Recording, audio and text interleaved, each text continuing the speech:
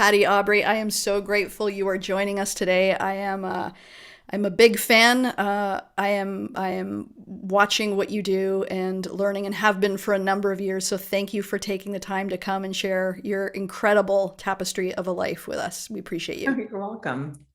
That's a good word for it, tapestry. Right? Yeah. I am just so enamored and in awe, and I don't actually say that lightly. The example that you have given. So for those of you who don't yet know Patty Aubery, she is the secret weapon behind the Chicken Soup for the Soul brand. Would you be so kind to take us back to the beginning of your story and where that all started for you? Sure. Well, it really started, I was probably about 23 and I was working in actually in tech with a bunch of nerds and men back in the day. And I was miserable. And so my boss at the time, who had hired me, who was the one that really talked me into taking the job, came to me and said, I'm leaving and I'm going to go do these Buckminster Fuller workshops. I'm like, what is that? And so he said, well, you should come to one. It's a weekend, and I thought, I don't know, that's kind of weird. And it was $237 or something. That was a huge deal. And having to go to a hotel for a weekend and everything. But I did. And I learned how to set a goal for the first time in my life. I didn't know anything about the world of self-help or mindset or anything like that. I think I know I was making 14,800 a year, and I set this goal. I'm going to make 25,000 a year. I was visualizing it, writing out my affirmations, and so I decided to leave the company because he had left, and I didn't like the people that were running it. And so I moved back to LA. I was living in Santa Barbara at the time, which I'm back here now. But I moved to LA, moved in with my parents, was still married to my ex-husband. He was looking for a job, so we went down there. And so I just opened up the LA Times and started job hunting. And I saw this ad that said secretary wanted 25,000 a year. And the 25,000 was huge, and it was in bold. And had I not gone to that workshop and created that vision of what I wanted, I would have skipped over it, because the last thing I ever wanted to be was a secretary. I mean, I would Mhm. say to my dad all the time, oh, I don't need to take typing. My secretary is going to type for me. And my dad said, no daughter of mine is not going to know how to type, because he was a typist in the army. He was like, you need to know how to do this. Is before computers, right? Right. So I take typing. So I thought, well, I don't want to be a secretary, but for some reason I feel called to answer this ad. And I did. And it turned out it was Jack Canfield. So I went and I interviewed with him. And at the time, he was teaching self-esteem in the classroom to teachers. And he was really teaching them how to build kids' self-esteem. And so I didn't know, the word self-esteem to me was like, it was really woo-woo back then. And I thought, this is kind of weird and strange. And I went out to dinner that night with some friends and said, yeah, I met this guy. And they said, oh, he's supposed to be amazing. And so I didn't know who he was. I mean, I always say he had brown hair and freckles. He looked like Howdy Doody, and he lived in this like little hippie apartment that I went to, which, by the way, all women listening, don't go to some interview in some man's house, you Pretty know? solid advice, actually. And so, anyway, I didn't get the job. He called and said, we found someone that's got more experience in the hotel industry. And because we do seminars, we thought this would be better. And I was bummed. But I went on, I got another job. And then literally, Jack called me about 3 months later. But right before he called, my boss called me from Chicago and said, hey, we just had to fire the West Coast regional sales manager. We want to promote you. And so I thought, and I didn't really like the job either, but I thought, okay, so it was kind of exciting. Then Jack called and he said, well, I really want to interview with you again, because I just have some intuitive sense that we're supposed to work together. And I said, well, I just got this promotion, so you're going to have to pay me 30. And he said, well, come on down. Let's talk about it. And I thought, I was completely BSing. I mean, I was just so full of it. I I love it. thought, wow, he's nice and he's smart, and he might even be willing to pay me 30,000. You took the bait. And he took the bait. So I went down and we interviewed again, and I took the job. And literally within a week of that, he basically just plopped a bunch of stuff on my desk and said, I'm on the road for 2 weeks, figure it out. And so I did. And I kind of went around and looked at these old computers. And so I just kind of redid everything, exported, bought Macs. He came home, there was new Macs, there's a laser printer. He had like a dot matrix printer. I had his slides all done in PowerPoint. They were on Crayola, they were like on those old fashioned overhead projectors. Oh, the And acetate ones. yeah.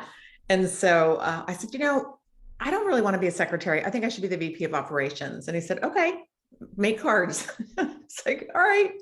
And so that began. And then about, I want to say like 3 months into working with him, he came into the office and said, I have this idea to take all of these stories that our speakers and our friends tell from stage and put them in a book. And I said, okay. And the guy that worked with us, he says to this day, big mistake. He's like, that's stupid. You're never going to work in the corporate world if you do this. And I was so young. I was 24. I had no opinion. Thank God. If he had said it today, I might have had an opinion. And so we just went on this journey for the next 3 years of collecting stories and editing and editing and editing. And I think it was 1993 that we finally got a book published after not being able to find a publisher and getting turned down by everybody. But we just kept on persevering. And so that book got published about 15 months later, hit a New York Times #1 bestseller.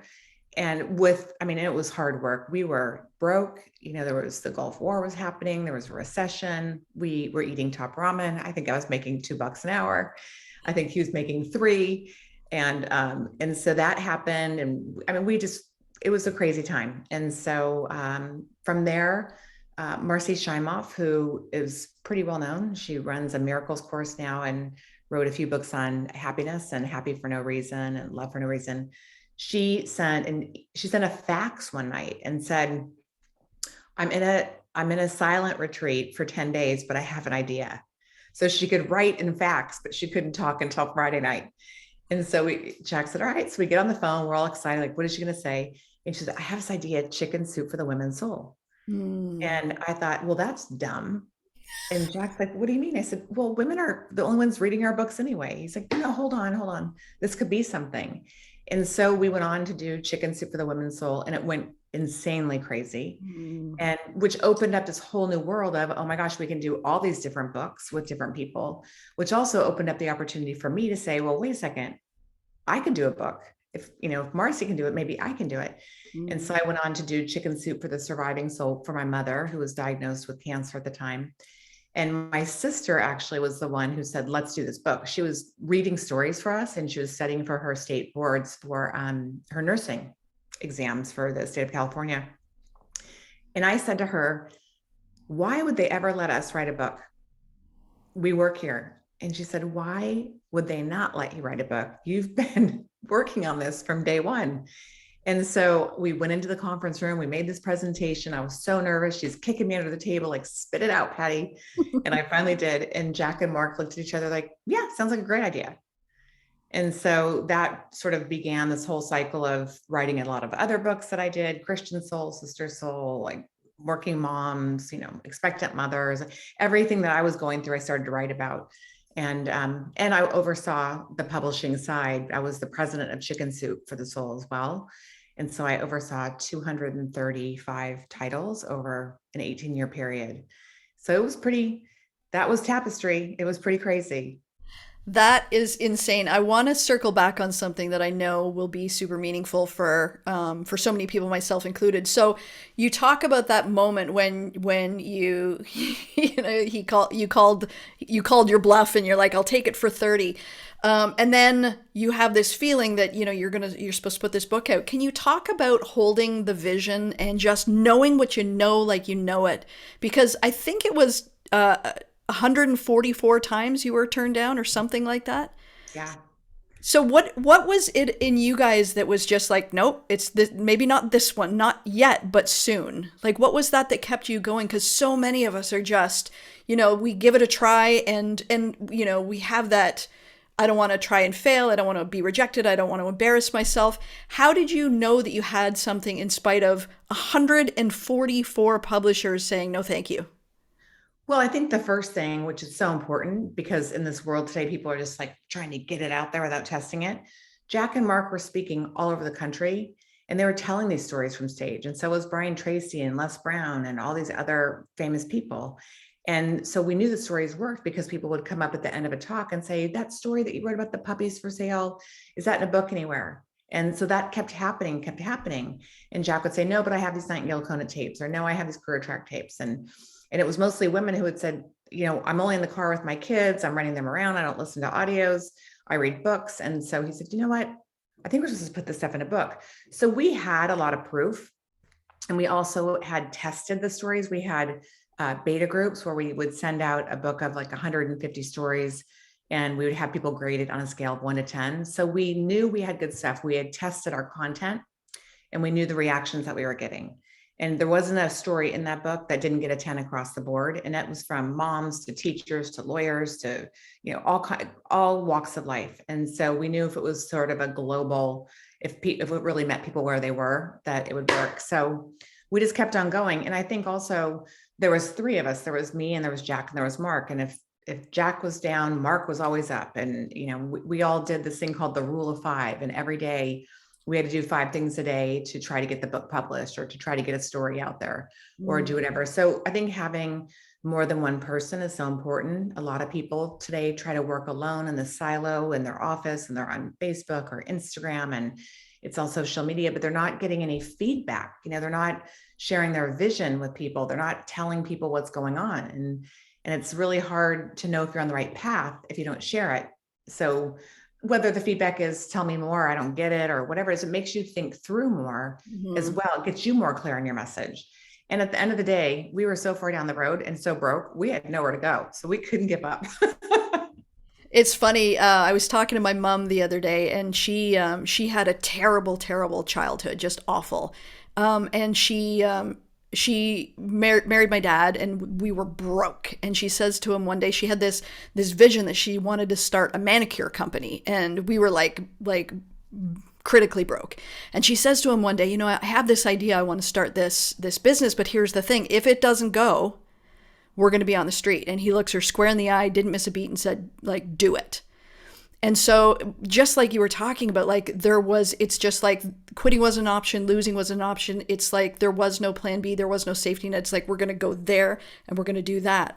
And she was sharing with me the other day how afraid she was, and just the pressure of, if this doesn't work out. Can you speak to people who are in that position where they have a calling on their heart, and you're the product of the 5 people you surround yourselves with, and a lot of times people are loving you within the fear of their own limits. So we'll say our big scary dream, or oftentimes won't, but when we do, people are giving us the odds, the logic, the chances. How did you guys persevere through that? Because having a book published is a big deal, and then, God forbid, casting forward to where you are now, back then would have been inconceivable. I think we just kind of did the work, and we knew that you get what you focus on. We interviewed every other author out there. We asked them, what did they do right? What did they do wrong? How did they get this to do what it did? And the interesting thing is, just like me almost taking myself out of the game before I even got put on the field, with saying, oh, why would they let me do a book? Like, so often we do that, right? So you have to follow your intuition. But also you have to be open and look around, because it doesn't always look the way you think it's going to look. And so it's important to share your vision with people that will support it, because a lot of the people that are closest to us want to keep us safe. It's like when I first took the job, my dad was so upset with me. He's like, you're going to go work for a freaking hippie? And I'm like, Dad, the hippie went to Harvard. And I had another offer for over $100,000 at the time. But intuitively, I was like, I don't know why I'm supposed to do this. There was nothing about it that really matched, but I followed my intuition. And so I did the same with this. I just kept on going. And I was lucky enough to surround myself with people that were very positive, that were like, come on, kid, fake it till you make it. Visualizing is realizing. I used to say to Mark Victor Hansen, well, if this doesn't work, I guess we'll start a church. We would joke. But it's really just, it's so important just to get out there and go for it. We're all scared. I always say we all have an inner critic that's like, oh, you're not good enough. You're not smart enough. You didn't go to the right school. You got a D in English, all those things, which were true. And, but Seth Godin said to me once, he said, there's 2 voices in our head. You can choose the one that will keep you in your past, or you can grab onto the one that will support your future. And so sometimes you just have to go for it and know that it's going to feel like an out of body experience, and it's going to be awkward, but recognize that if you have any bit of inspiration whatsoever, that if you follow it, it's really where your passion lies. And it's really what allows you to keep on keeping on. You know, Mm. it's the logical side of, oh, if I just go do this, but if it's not in your heart, if it's not what you know you're meant to do, it's going to be very difficult to pull it off at the end of the day. Absolutely. And you've said something a number of times. You said I followed my intuition. I have this sort of mantra I live my life by. It's the idea of believe, belong, become. And so many times I work primarily with women, and so many times these women are looking at this amazing thing. They had this calling, this purpose, this interest that they want to share, and they're looking at all of the reasons why they can't. And there's those millions of grains of sand throughout life. It's like if you ask a little girl, give me 5 first names of a race car driver, she's not going to say Beth or Sally. And it's like grain of sand. And it's like, Mandor, manpower. And you don't have to be like a raging feminist, but your unconscious mind kind of collects those. And in that moment where you're like, oh, this is a yes, all those grains of sand come falling down and you find yourself on a beach. So the idea of believe, belong, become is the understanding that you're doing work. I want to get into the book that you have out now called Permission Granted, but it's the idea, especially for women, that if you can switch a belief, if you can turn it, even if that means borrowing the confidence of somebody else until you can have your own. The Mm-hmm. truth is, when you believe it, then you find a place to belong where those ideas are supported, and you have other women going, yeah, run the ball down the field, you're fine, we got you, run, Forrest. Right. Then you have the ability. Run, Forrest, run. That's Yeah. true. But we are so naturally gifted at nurturing others, but we're horrible at nurturing ourselves. And so it's so important to have your own, I would say, have your own cheerleading squad. You Mhm. have to have people that will hold you accountable to go for it. You know, for me, I remember when I first wanted to do a workshop, I sat in the back of the room listening to Jack talk for years, thinking someday I'll just get this. And then I told myself, there's no way I can't memorize it all. But what I realized was there was actually a formula. And so if you can figure out the formula and then just practice, you can actually do it and get better. But I was scared to death. And people would say, what do you do? I'm like, nothing. He's an author. I mean, I wouldn't take credit. I was just so afraid to screw up in front of him. And so I kept thinking, if I just keep practicing in my head, I'll get perfect. It's kind of like if you keep practicing how to ride a bike in your head, you're still going to fall off. So fall off when you're 3 instead of 30, because it hurts way more when you're 30 than when you're Right. 3. So the sooner you can do it, the better. It's so important. Hmm. I heard that you were talking about your mom, and you were saying how your mom made you promise her that you would become visible. So she talked about how you were supporting Jack and Mark, and you were part of this incredible trio. But she made you promise that you would be visible. I speak with so many women about the discomfort and the pain of being visible, and the vulnerability of, especially it's like, well, we're trying to like put ourselves on social media, or we're trying to spread our message or our gifts or whatever that looks like. And the thoughts that end up in most women's head that I speak to are, well, I don't really like the way I look. I don't really like the way I sound. And there's trolls and there's haters. Can you speak to how you overcome the discomfort of being vulnerably seen? Because what you said earlier was, you when you're in the spotlight, there is a certain amount of like just raw vulnerability. But Mm-hmm. that's also where you have the gift to make the transformation for somebody else if you can just stomach it long enough to speak your truth. Yeah, no, it's true. I think the key really is transparency and authenticity. For me, I don't need to know everything. I just need to be me. And if I can just help one other person, then I've done my job. And with my mom, for me, she said, I did not raise a daughter to be invisible. And I was playing the comparison game. I'll never be as good as Jack. I'll never be able to do it this way. But what I had to realize was I was going to be me and he was going to be him. And we both had different gifts to share.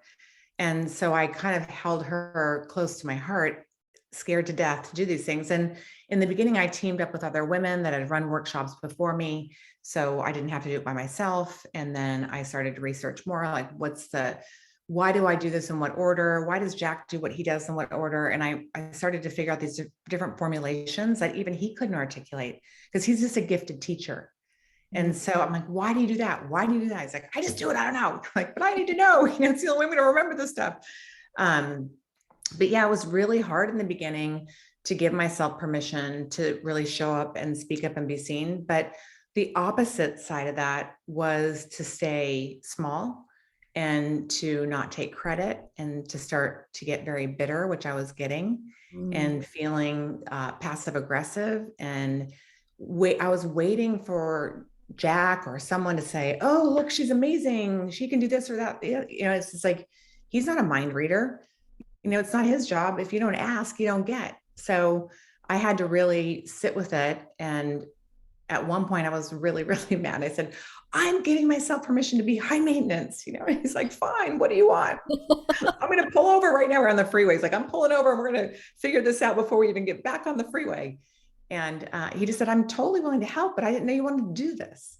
And so it was really me holding myself back and making up a story that he was too busy to help me or whatever it was, but it was insane. So the pain of staying small and knowing someplace in my heart that there was more for me to give became greater than the fear of showing up.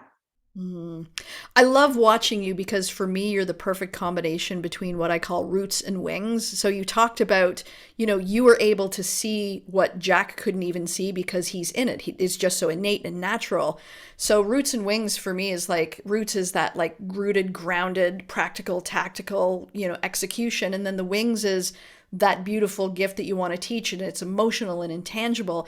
And I love your ability to navigate between the two worlds and really just kind of have the ability to execute, but also have the ability to have the gift to give. It's really rare to have that sort of masculine, feminine balance. What advice would you give to people who are sitting on the precipice of the dream, because I know that you work with a lot of coaches, authors, speakers, entrepreneurs, women, and so many of them I find are sitting on a brilliance, but they downplay it. What is the first piece of advice that you give to those incredible humans to get them unstuck and to show them that like maybe their version of being Patty Aubery or Chicken Soup for the Soul or getting published is possible for them also?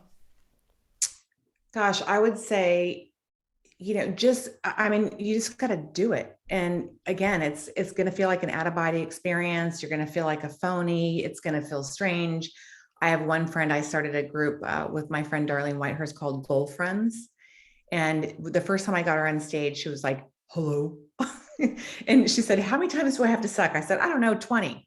And so she's like, I'm on talk number 17. I only have 3 more to go. She's from South Carolina or North Carolina. But It's freeing though, right? It's freeing. yeah, Like, all right, I give myself full permission to just like suck at this. yeah. I mean, no one comes out perfect. It's impossible. So it's just really going for it. I always tell people, if you are starting something new and you get up in the morning, you're in the shower, you have this idea, some inspired thing comes through you, get out of the shower, get dressed, and take an inspired action right then. Because my crazy, amazing ideas at 9 a.m. are completely insanity ideas at 4 p.m. And so, do it while you still have it in you, share it while you still have the guts. For me, I shared with Janet Atwood, who started the Passion Test. I said, Janet, I really want to run these retreats. And I had a house in Hawaii and I was scared to death I was going to lose it. And I had to figure out how to be my own client. So it's called Make It a Training Center. And I was frozen in fear, but I shared it with her. And then I wanted to crawl under my covers and hide. And I tried to, and she would hunt me down. And That's a so, good friend, right? yeah. And she held me accountable to that. She's like, you can do this. We're doing this. And it was her and Jack and we did the first one and we pulled it off. It was amazing. Nobody believed it was going to be possible. It was a very high-end luxury retreat. I probably said 5 words at the first one. Now you can't shut me up. But, it's just, I think most women need to have somebody around them that will be there. Like I used to say when I was coaching Jack, like there's no exit door. You can only go forward. And so even when he would say, well, I don't know if I can, you can't charge that much for me. I'm like, yes, I can. I mean, your money back guarantee. If they don't like you, I'll give them their money back. No one's ever said they don't like you. But I was cheering him on. So then I needed to find those cheerleaders for me. And I think that's what other women have to have. I don't know anyone, I don't know if you do, that's ever created anything by themselves. Absolutely not. You know, Yeah, it is always um, always somebody that's able to talk you off the ledge at the very least, or see your greatness in the moments where you're thinking through the filter of fear rather than possibility. absolutely. And I always quote Oprah because she said in one of her talks, I can only have a bad thought for 17 seconds because if it's longer than that, it will come true. And Uh, so often we focus on where we're going to screw up instead of if it could be amazing, what would it look like? I mean, I always have a plan B. If the world goes to, crap, which kind of is, what does plan B look like? So I take my logical side and I make that. But then I also spend 95% of my time on what it's going to look like. And, I think a lot of us that want to do more, we feel selfish, we feel guilty, we feel like people are going to resent it. I mean, there's just so much mindset that comes with our DNA. I think it's just embedded in us from, hundreds of years of just programming for the most part. But once you have the awareness that that is just chatter, then you get to have a choice on how to respond. And so if you can really create the ability to respond differently, then you can stand in those responses. And it's like, no just means next, or that this person says you're crazy. Okay, so what? Move on to the next person. I mean, everybody told me I was crazy. Everybody still tells me I'm crazy. Why are you doing that chicken soup thing? It's so weird. Don't talk about it when you come over to dinner tonight. I mean, my friends thought I was a nut.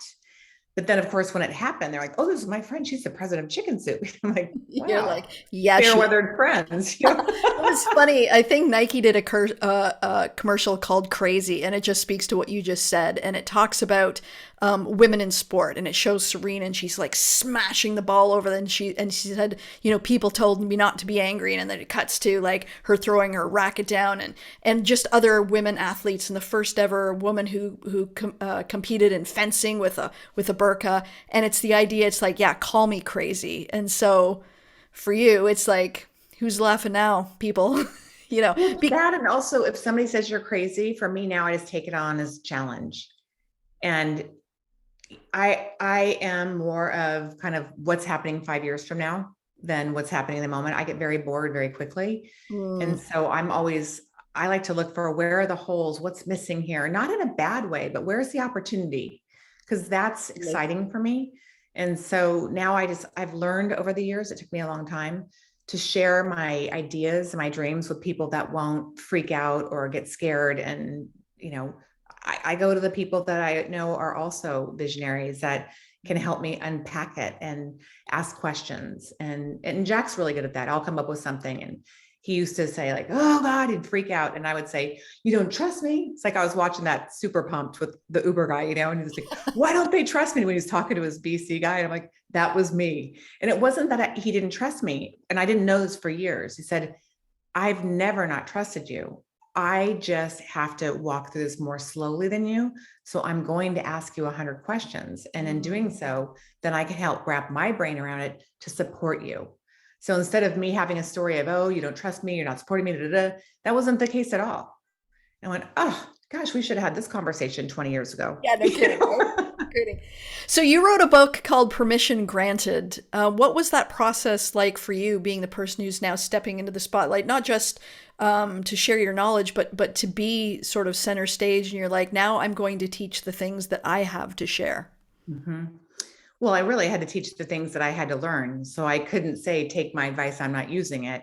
So if I'm going to give other people permission, other women permission to show up and speak and be seen, I had to do it too. And I had to be the example. So for me, it really helped me hold myself accountable on lots of levels. But also it was great because I got to work with, 15 other women who I mentored over 2 years and got to see what their results were of them giving themselves permission and how they were growing and what was happening for them. And at the end, then we put the book together of those stories. And it really is from all kinds of different women and all different kinds of, walks of life. But I find that stories really meet you where you're at. We all know what we should do, but it's that emotional side of, wow, if that's possible for that person, what's possible for me? And I Mm. think that was the power of Chicken Soup. I think that's the power of Permission Granted. It's really ordinary people that want to do extraordinary things with their lives. And if you just hang in there and don't give up, it'll happen. But it's that perseverance that really takes it to the next level. I love your ability to see the unseen and to like you said to look 5 years into the future and with story in particular. I've seen so many times personally, and I became a studier of story and how, if you share a story about something inspirational or remarkable, somebody will look at that and go, wow, like that's so inspiring for you. But when you share that story of that person starting from the time they were broken, homeless, hadn't come out to their parents, doubtful, fearful, living in a car, whatever, when they were regular, it almost builds this bridge of possibility between the two. And it's like when that happens, the audience has the ability to hear your story but feel theirs. And the Yeah, emotional math is it's like, wow, if that's possible for Patty, and I am Patty in a sense, then my version of her success is possible for me too. absolutely. I mean, I always say, I was a Valley girl. I don't know if you ever saw the movie Valley Girl. You're probably not old enough. Absolutely. Yes. But if I was a Valley girl with long red nails and big hair and, a C student at San Diego State University, if I can do it, you can do it. Mm, And I think by following that first intuitive piece, I feel like our paths are our paths. They're meant to be. And we go off path when we ignore those signs. And so it's really important to stay open and stay grounded and meditate or do whatever it is, take a walk on the beach to keep your head clear so you don't miss those signs. And I mean, I've had an incredible life because I was willing to be sort of the weirdo. I was willing to be the unicorn. And, for a lot of years, I thought my crazy brain was crazy. And now I'm like, you know what? I'm kind of smart. And so I just go back and watch the Steve Jobs movie and go, well, he was crazy. you yeah. know? Yep. So, but it's hard to do that because when you're different from a lot of people, when you want something more, it's awkward and it's scary and it's unknown. But if you can follow another unicorn and you can stay in groups like permission granted or whatever you choose, it'll keep you engaged in that energy because really everything is vibration. I mean, the secret Yes. talked about that, quantum physics is real. And if we're vibrating from fear, we're going to, it's going to come back at us on every level, whether that be lack or, why aren't we getting any business? Because we're not vibrating from a place of coming from service. So when I'm scared, I just think, again, it's not about me. It's about the people in the audience. It's about me serving them at whatever level they need to hear it. In fact, with Chicken Soup in the very beginning, at the end of every story, we had basically, and the moral of the story is, and Mm. our readers crossed it off and said, don't tell me how to think. Let the Oh, story meet me where I'm at. And I mean, thank God that we asked for feedback because that book maybe wouldn't have gone on to do more than one book had that have been the case. So, yeah, stories are very empowering for people because you're right. I can see me in some version of that story. well, I guess too, we are taught that safety is fitting in. And so, in those moments, like in our bodies, when we're different than other people or standing out or have a different opinion, most of us at some point in our lives, especially women, have had those experiences where being in the spotlight has not been good. It's either led to embarrassment or being put on the spot or rejection or being made fun of or an offhanded comment. So if you equate standing out and being different with not being safe, then when you have those unicorn thoughts, oftentimes, if you're not surrounded by other unicorns like yourself, it's easy to dismiss those. And again, those thousand grains of sand come dumping down on your head, and you end up saying no to something you should say yes to, or you end up saying yes to something you should say no to. Definitely. And I said no to so many things. I mean, my first really big book was Chicken Soup for the Christian Soul. And I had all these like huge audiences of 7,000, 10,000 women wanting me to come and speak.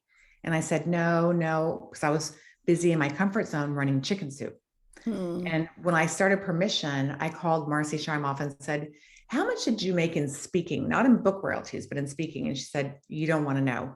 And she told me, and it was several seven-figure numbers. And I thought, oh my gosh, not only did I say no to me, I said no to an audience. I said no to more book sales. I said no to millions of dollars that could be sitting in an account right now, having fun. So it was because I was so afraid to get outside my comfort zone because I was so in that comparison game.